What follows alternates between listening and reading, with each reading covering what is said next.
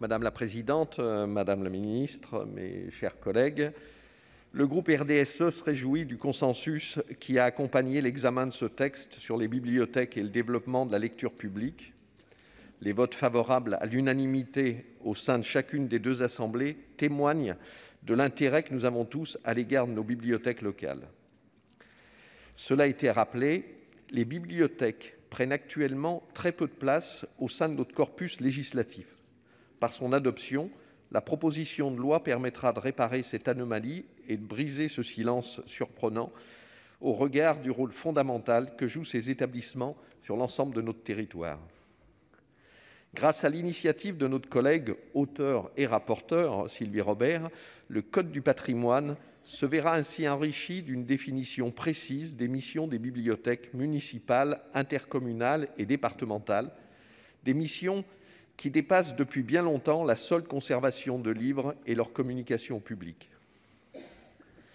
La marée montante des écrits, mais aussi la richesse des archives orales, le bouleversement et l'interdépendance des techniques de communication et d'information, la multiplication des supports que l'on dit éphémères parce qu'ils n'ont plus la pérennité du papier, tout cela oblige à redéfinir les perspectives et les moyens d'une mémoire organisée pour la postérité. C'est ainsi que François Mitterrand soulignait en 1988 dans l'un de ses discours l'évolution à l'œuvre concernant les bibliothèques et les archives. Il apparaît en effet important de soutenir constamment les bibliothèques face aux mutations qui les concernent. Les collectivités locales s'y emploient et vous l'avez rappelé, Madame la Ministre, l'État prend sa part notamment à travers le plan bibliothèque. C'est un effort qui doit être poursuivi, comme l'a suggéré le fameux rapport Orsena-Corbin, notamment afin que ces établissements poursuivent du mieux possible leur mission traditionnelle tout en amplifiant leurs fonctions plus récentes. Je pense en particulier à celle relativement nouvelle de réduction de l'illectronisme, d'ailleurs inscrite à l'article 1er. Je profite de ce débat pour rappeler le travail initié par le groupe RDSE à travers la mission d'information sur l'illectronisme conduite en 2020 par notre ancien collègue de groupe Raymond Vall. Son rapport évoquait les réticences de certains publics fragiles à aller vers les bibliothèques en raison de leur connotation culturelle et de la perception de ne pas être le public prioritaire. Il y a en effet encore trop d'usagers qui se sentent empêchés pour des raisons socioculturelles, ce qui peut atténuer en pratique la portée de l'égal accès de tous à la culture. Il est néanmoins important de rappeler ce principe à l'article 1er, ainsi que celui de libre accès aux structures posées à l'article 2 du texte.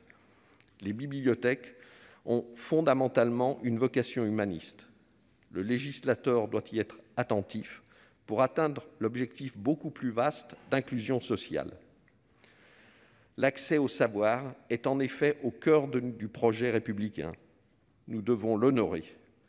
Les collectivités locales l'ont bien compris lorsqu'elles déploient les bibliobus et leurs nombreuses initiatives autour de la lecture publique et du numérique. Dans cette perspective, les articles 9 et 9A apporteront également leur pierre à l'édifice.